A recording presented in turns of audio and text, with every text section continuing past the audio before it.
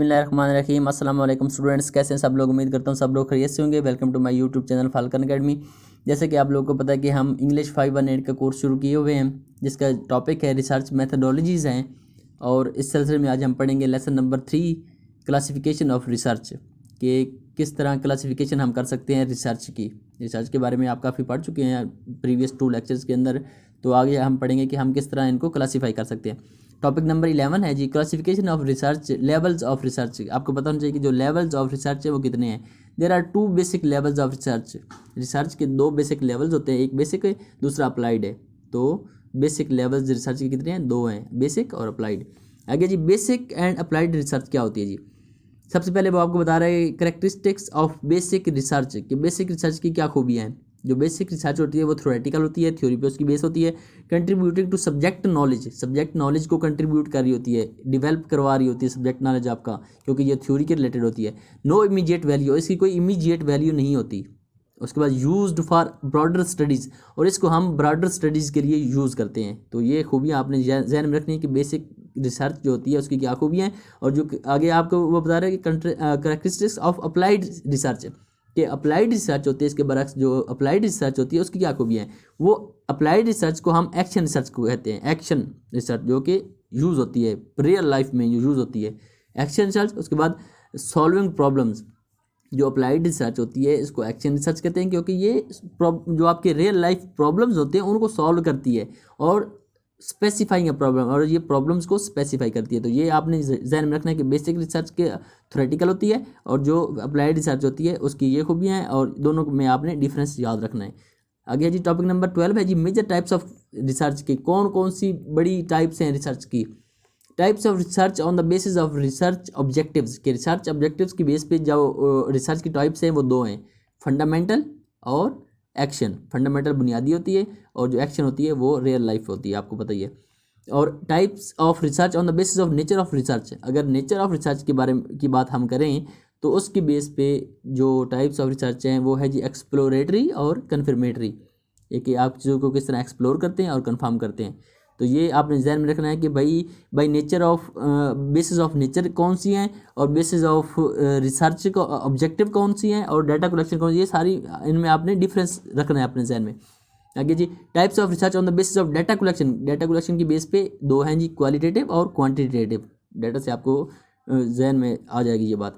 आगे जी, types research on the application of researcher, application of research, basis of application of research की base पे longitudinal होती है एक रिसर्च, एक क्रॉस सेक्शनल होती है, एक कंसेप्चुअल और empirical.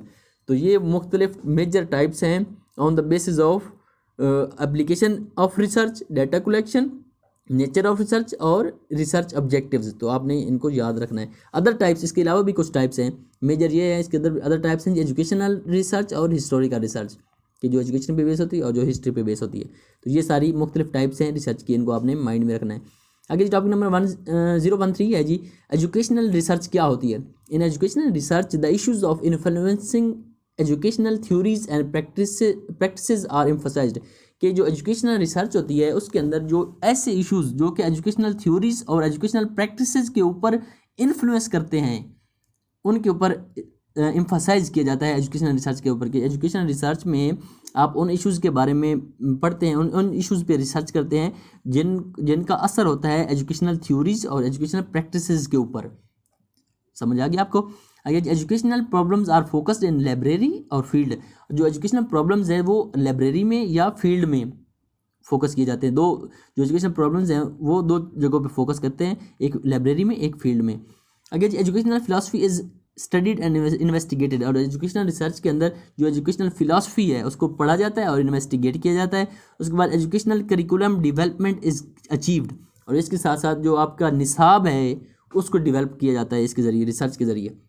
Educational research also concern regarding learning and teaching method, और जो एजुकेशनल रिसर्च है ये आपकी जो लर्निंग और टीचिंग के जो मेथड्स हैं उनको भी इम्प्रूव करती है, उनके लिए भी ये कारगर साबित होती है। It focuses on teacher education, और टीचर एजुकेशन के पे भी इसका फोकस होता है। तो आपको पता चल गया कि भाई एजुकेशनल रिसर्च का क्या क्या काम होता है या हम किन किन इश्यूज़ पे करते हैं।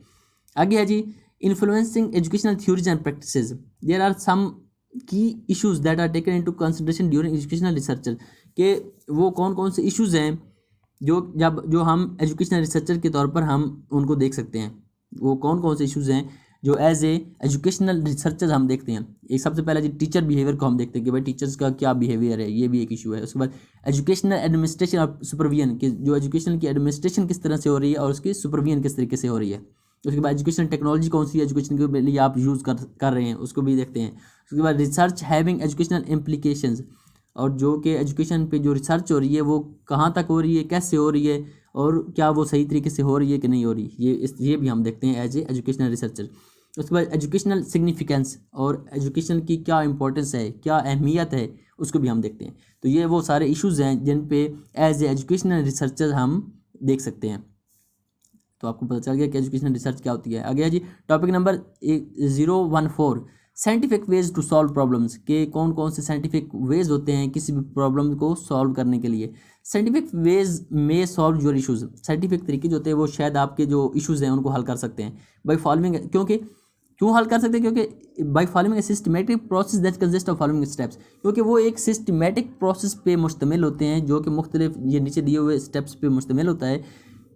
डिवेलपिंग द प्रॉब्लम पहला स्टेप है जी साइंटिफिक मेथड का कि आप डिवेल्प करते हैं प्रॉब्लम को। उसके बाद फार्मिंग द हाइपोथेसिस, उसके बाद आप हाइपोथेसिस को फार्म करते हैं। उसके बाद आप डाटा इकट्ठा करते हैं, गैदरिंग द डाटा इकट्ठा करते हैं और उस डाटा को आप एनालाइज करते हैं, इंटरप्रेट करते हैं और फिर आप एक कंक्लूजन पे पहुंच जाते हैं। तो ये सारा एक साइंटिफिक वे है और ये साइंटिफिक वे को फॉलो करते हुए आप अपने मसाइल को सॉल्व कर सकते हैं। तो आपको पता चल जाए कि भाई किस तरह साइंटिफिक वे है, वो साइंटिफिक वेज किस तरह आपके प्रॉब्लम को सॉल्व करता है और उसमें क्या क्या स्टेप्स होते हैं आपको पता होना चाहिए। आगे टॉपिक नंबर 015 है कैरेक्टरिस्टिक्स ऑफ एन इन्वेस्टिगेटर, कि जो एक अच्छा इन्वेस्टिगेटर होता है, इन्वेस्टिगेशन करने वाला होता है, उसकी क्या अच्छी खूबियाँ होती हैं। Effective there are following effective characteristics of investigator या रिसर्चर, उसकी ये खूबियाँ होती हैं। उसके बाद full understanding of function and activities, उसको पूरी फंक्शंस और एक्टिविटीज़ की पूरी अंडरस्टैंडिंग होनी चाहिए, समझ होनी चाहिए उसके अंदर। उसके बाद रिफ्लेक्टिव थिंकिंग, अपने आप पे वो रिफ्लेक्ट कर सकता हो, रिफ्लेक्टिव थिंकिंग उसके अंदर होनी चाहिए। उसके बाद सेंसिटिव टुवर्ड्स जॉब के बारे, अपने काम के बारे में वो उसको सेंसिटिव होना ज़रूरी है। आगे जी क्रिएटिव होना चाहिए उसे, इमेजिनेटिव भी होना चाहिए, नॉलेज होना चाहिए उसको, एक्शन रिसर्च का नॉलेज उसके पास होना चाहिए, इनसाइटफुलनेस, चीज़ों को अंदर तक देखने की सलाहियत होनी चाहिए उसके अंदर। उसके बाद ऑब्जर्विंग प्रॉब्लम को साइंटिफिक एटीट्यूड टुवर्ड स्टडिंग, उसका जो एक रवैया है वो साइंटिफिक रवैया होना चाहिए पढ़ाई की तरफ या ऑब्जर्विंग प्रॉब्लम को ऑब्जर्व करने की तरफ। उसके बाद जब ऑब्जेक्टिविटी एंड थिंकिंग, उसकी जो थिंकिंग है वो ऑब्जेक्टिव होनी चाहिए, उसके एक ऑब्जेक्टिव होना चाहिए। डेमोक्रेटिक बिहेवियर उसका होना चाहिए। उसके बाद उसके अंदर पेशेंस होनी चाहिए।